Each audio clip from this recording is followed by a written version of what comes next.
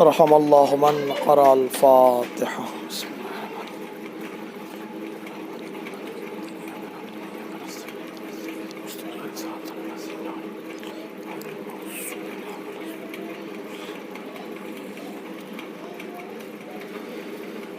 لا حول ولا قوة الا باللہ العلی العظیم.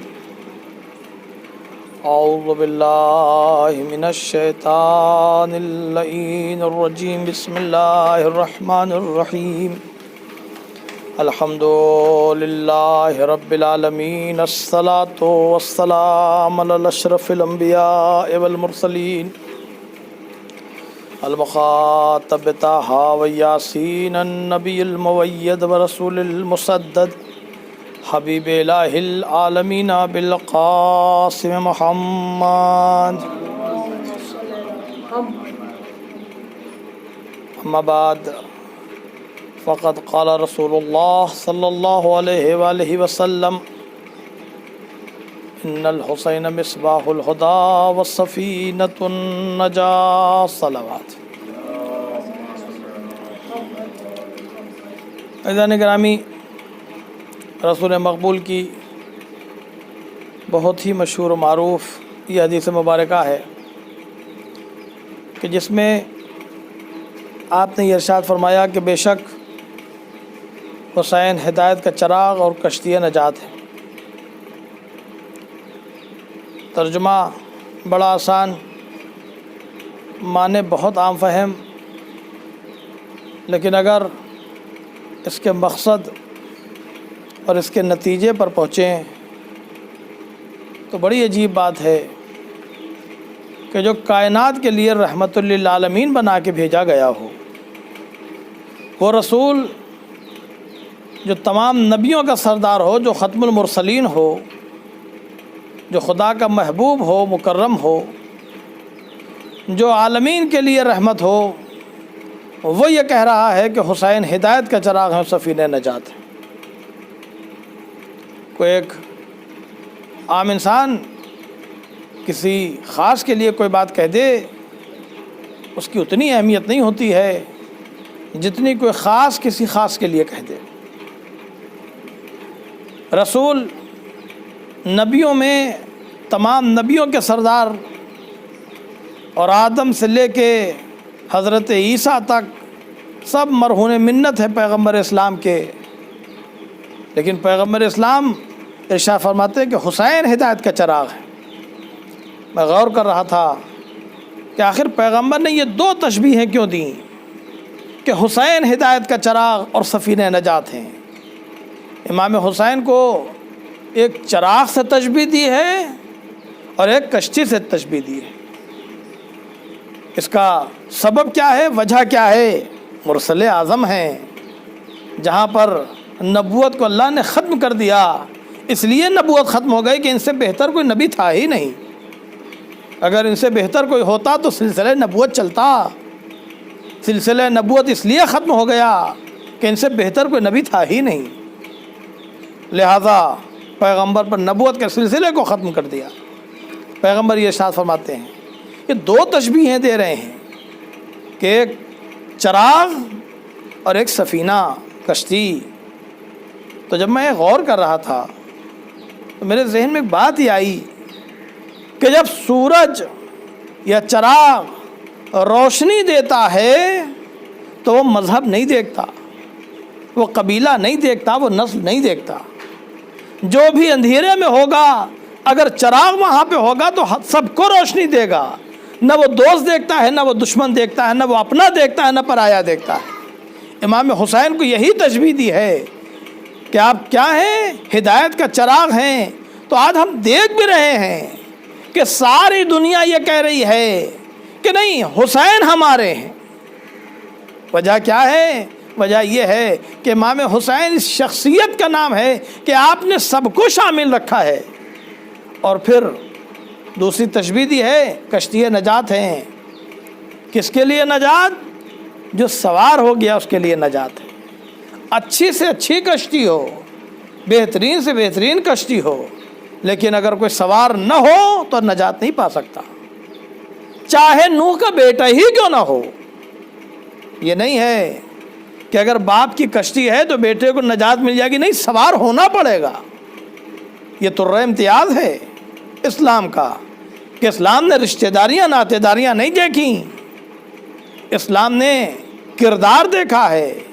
اگر کردار میں کوئی افضل و اعلیٰ ہے تو اس کو اللہ نے اپنے قریب رکھا ہے، چاہے وہ فارس سے چل کے آیا ہو، من اہل البیت ہو جائے گا، لیکن عرب کا رہنے والا، اپنے کو پیغمبر سے قریب کہنے والا، لیکن پیغمبر نے اپنی بزم سے نکال دیا۔ کیوں نکال دیا؟ تیرا مزاج دوسرا ہے، میرا مزاج دوسرا ہے۔ پیغمبر ہر ایک کو اپنے پہلو میں تھوڑے بٹھاتے ہیں۔ آپ نے امام حسین کو جو تشبیہ دی ہے سفینہ نجات، کیسی نجات؟ کہا جو سوار ہو جائے گا۔ کشتی کسی نجات دیتی ہے؟ کہا ہر سوار ہونے والے کو۔ کہ اگر ملاح یا کشتی کا چلانے والا کوئی مسلمان ہو، کافروں کو نجات ملے گی؟ کہا ملے گی۔ یہودیوں کو کہا ملے گی، عیسائیوں کو ملے گی۔ کیوں؟ کہا یہاں مذہب نہیں دیکھا جاتا، یہاں دیکھا یہ جاتا ہے سوار کون ہے۔ اگر باپ کشتی چلا رہا ہو اور بیٹا اکڑ جائے کہ نہیں ہم تو نہیں بیٹھیں گے، نجات ملے گی؟ کہا نہیں ملے گی، چاہے وہ نبی ہی کی کشتی کیوں نہ ہو۔ تو آج دنیا سمجھ رہی ہے اور آ رہی ہے کس کی طرف؟ امام حسین کی طرف۔ عزیزان گرامی، تاریخ نے بڑی رد و بدل کی، مجھے نہیں معلوم آخر یہ تاریخ میں لوگ کیوں چیزوں کو بدلنا چاہ رہے تھے۔ سب سے پہلا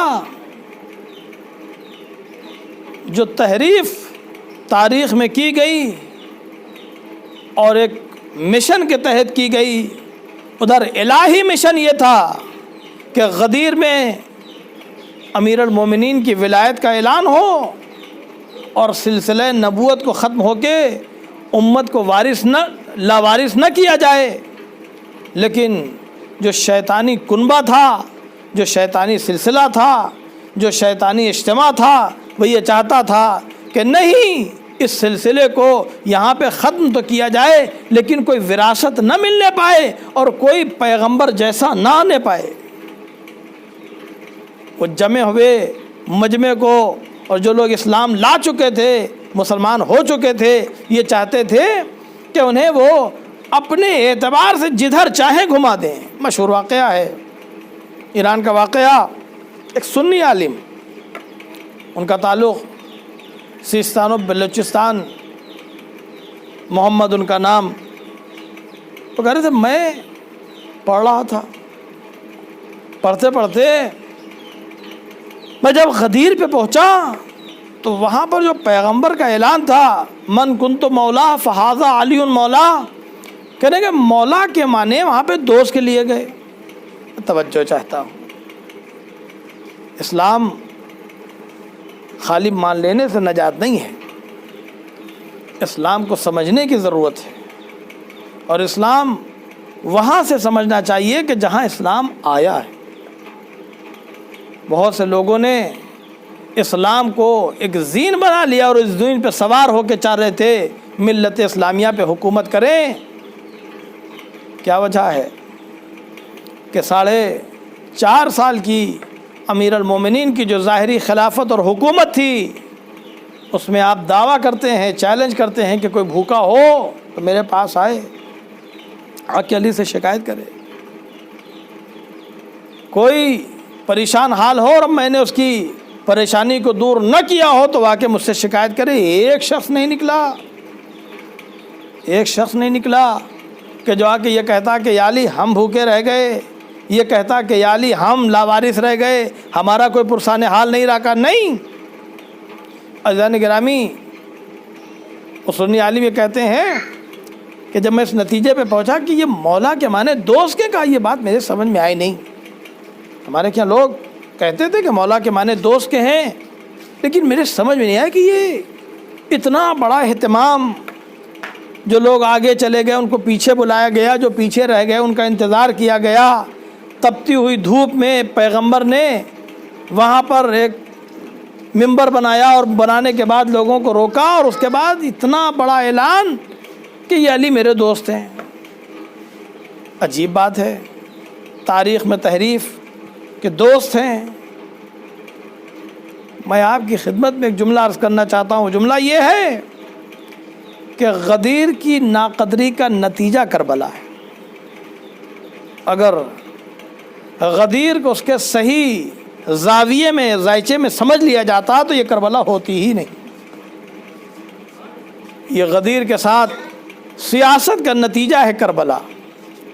بس عزیزان گرامی کہتے ہیں میں اس نتیجے پہ پہنچا کہ نہیں، کچھ تو جھول ہے، یہ اتنا بڑا معاملہ تھوڑی ہو جائے گا کہ اتنا بڑا 1.25 لاکھ مجمع کو بلا کے، اور وہ بھی حاجی بیچارے کہ جو حج کر کے آئے ہیں، اپنے سروں کو منڈائے ہوئے ہیں اور اتنی شدت کی دھوپ، گرمی، تپش، اور وہاں پہ خالی اعلان ہو رہا ہے کہ علی میرے دوست ہیں۔ کرے میرے دل و دماغ سے یہ بات نیچے نہیں اتری، یہ نہیں ہو سکتا کہ یہ مولا کے معنی دوست کے ہیں۔ کہہ رہے میں نے پھر جب پڑھنا شروع کیا میں اس نتیجے پہ پہنچا کہ نہیں، یہ صحیح نہیں ہے، مولا کے معنی دوست کے نہیں ہیں، مولا کے معنی سرپرست کے ہیں، مولا کے معنی حاکم کے ہیں، مولا کے معنی جو حیثیت پیغمبر کی تھی وہی حیثیت مولا کی ہے۔ کہا یہ ہو سکتا ہے، یہ نہیں ہو سکتا۔ کہ میرے ایک بہت جگری دوست اہل سنت کے عالم محمد ہیں سستان و بلوچستان سے، کہہ لگے میرے ایک دوست، میں نے یہ سب جو پڑھا تو میں نے ان کو ٹیلی فون کیا، میں نے کہا بھائی یہ بتاؤ تم اس مولا سے کیا سمجھتے ہو، اس کے کیا معنی ہو سکتے ہیں؟ اس نے کہا دوست کے ہو سکتے ہیں۔ اس نے کہا سوچ سمجھ لو۔ کہا نہیں، ہم نے سوچ سمجھ لیا، مولا کے معنی دوست کے ہیں۔ کہنے لگا اچھا۔ کہنے لگا کہ پھر میں نے ان سے کچھ کہا نہیں، اور وہ آئے ملاقات کر کے چلے گئے۔ جب ان کو گئے ہوئے تھوڑی دیر ہو گئی تو میں نے ان کو فون کیا، میں نے کہا بہت ضروری کام ہے، تم کہاں ہو؟ ان کا میں اپنے وطن واپس جا رہا ہوں، اور بہت دور میرا وطن ہے، وہاں سے تقریباً 300-400 کلومیٹر، کہ میں آدھے راستے پہ پہنچ گیا ہوں۔ ان کا بھائی تم مجھے مانتے ہو، چاہتے ہو؟ کہا نہیں، بہت مانتے ہیں، بہت چاہتے ہیں، بہت تم سے محبت کرتے ہیں۔ کہا اگر محبت کرتے ہو تو چلے آؤ۔ نے کہا اگر ہو سکے تو ٹیلی فون پہ بتا دو۔ نے کہا نہیں، فون پہ بات نہیں ہو سکتی، بات بہت اہم ہے، بہت ضروری بات ہے۔ وہ پریشان، کہیں گے تم پہ کوئی مصیبت آن پڑی ہے، کوئی پریشانی ہے؟ کہا ہاں بہت ضروری، بہت ضروری، تمہارے بغیر آئے ہو نہیں سکتا۔ کہا بھائی ہمارے بیوی بچے گھر پہ اکیلے انتظار کر رہے ہیں، بیمار ہیں، اور مجھے گھر پہنچنا بہت ضروری۔ کہا بھائی اس سے کہیں زیادہ ضروری ہے کہ تم میرے پاس واپس آؤ۔ یہ کہہ رہے وہ اصرار کرنے لگا، کہا کہ میں آدھے راستے پہ پہنچ گیا ہوں۔ کہا نہیں آ جاؤ۔ خیر اس نے کہا اچھا ٹھیک ہے، اگر بہت ضروری ہے تو میں آیا جاتا ہوں۔ یہ اس کا انتظار کرنے لگے، اور اس کے بعد وہ وہاں پہ پہنچے، بہت تیزی سے اس نے اپنے کو ان کے گھر پہنچایا۔ کہا ہاں بھائی بتاؤ کیا بات ہے، کون سا ضروری کام تھا، کیا پریشانی، کیا مجبوری تھی، کون سی آفت آ گئی تھی؟ تو یہ کہتے ہیں کہ میں نے اپنے دوست سے کہا کہ میں تمہیں صرف یہ بتانا چاہتا تھا کہ تم میرے دوست ہو۔ کہ اس کے چہرے کا رنگ بدل گیا۔ تو کہا تم بیوقوف ہو، تم مجھے بیوقوف سمجھتے ہو؟ کہا کیوں؟ کہا اتنی دور سے تم نے ہمیں بلایا صرف یہ بتانے کے لیے کہ تم میرے دوست ہو، ہم تمہیں دوست رکھتے ہیں، تم ہمیں دوست رکھتے ہو؟ کہا ہاں۔ کہا تمہارا ذہنی توازن تو صحیح ہے؟ کہ ہاں بالکل صحیح ہے۔ کہنے کا اگر ذہنی توازن صحیح ہے تو اتنی دور سے بلا کے یہ لفظ، ارے یہ بات تو فون پہ بھی ہو سکتی تھی، تم کہہ دیتے کہ بھائی تم میرے دوست ہو، میں تمہارا دوست، تم میرے دوست، مجھے قبول تھا، یہ سامنے بلانے کی کیا ضرورت تھی؟ کہا دوست بھائی اسی مرحلے کے لیے تو بلایا تھا کہ تم اس نتیجے پہ پہنچو کہ مولا کے معنی دوست کے ہیں یا کچھ اور ہیں. کہا اتنا کہنا تھا کہ وہ اس کے چہرے پر فکر کے آثار نمودار ہو گئے. کہنے کہ بات سوچنے والی ہے کہ اتنی دور. کہا سنو تم تو گاڑی سے تھے, تم تو اے سی میں بیٹھ کے جا رہے تھے, تمہیں آنا اتنا بھاری پڑا. پیغمبر نے جب حاجیوں کو بلایا, جبکہ حج کرنے کے بعد ہر انسان کو جلدی ہوتی ہے کہ اپنے گھر پہنچے تاکہ اپنے عزیز و اقربا سے ملے, لوگ اس سے ملنے آئیں اور آنے کے بعد مبارکباد دیں کہ صاحب مبارک ہو آپ حاجی ہو گئے, اور اس مبارکباد کے لیے سب جلدی میں تھے. پیغمبر نے روک کے ان لوگوں سے کہا کہ من کنت مولا فہذا علی مولا, میں جس کا مولا علی بھی اس کے مولا. یہ بتاؤ کہ تمہیں اتنا سا سفر ناگوار گزرا صرف یہ سن کے کہ مولا کے معنی دوست کے ہیں, تو حاجیوں کو کتنا کھلا ہوگا اگر یہ مان لیا جائے کہ مولا کے معنی دوست کے ہیں. کہنے لگا کہ ہاں میں بھی اب اس نتیجے پہ پہنچا کہ مولا کے معنی دوست کے نہیں ہیں. عزیزان گرامی, اگر مولا کے معنی اس زمانے کے راویوں نے دوست کے نہ کیے ہوتے, حاکم کے کیے ہوتے, تو علی سے پہلے کوئی تخت خلافت پہ بیٹھ ہی نہیں سکتا تھا. صلوات پڑھ دے محمد و آل محمد. لیکن عجیب اتفاق ہے, تاریخ نے ظلم کیا ہے آل محمد کے ساتھ. مسلمانوں نے ظلم کیا, مورخین نے ظلم کیا. کیا ظلم کیا؟ جنہی نے اپنی ہستی کو مٹایا اور اسلام کو بنایا انہی پر ظلم کیا. جنہی نے اسلام کو اپنے خون سے سینچا انہی پر جفا کی. جنہی نے اپنے گھر کو اجاڑا تاکہ اسلام آباد رہے, اسلام آباد رہے اور مسلمان اپنے دین پر قائم رہیں, انہی کے ساتھ یہ جفا اور یہ ستم کیے گئے. عزاداران سید الشہداء, آج محرم کی 5 تاریخ ہے اور یہ تاریخ لوگوں نے منسوب کی ہے جناب آن محمد سے. کون ہے جناب آن محمد؟ کہا علی کے نواسے ہیں آن محمد, جعفر کے پوتے ہیں آن محمد, کس بی بی کے بیٹے ہیں آن محمد؟ کہا علی کی شیر دل بیٹی زینب کے بیٹے ہیں آن محمد. کون زینب؟ وہ زینب کہ جس کی تربیت دینے والی کون؟ رسول کی بیٹی فاطمہ ہو. کون زینب؟ جن کو سکھانے والے, جنہیں پڑھانے والے, جنہیں تربیت دینے والے کون؟ کہا جس سے رسول نے تربیت دی ہو علی, اس نے زینب کی تربیت کی ہے.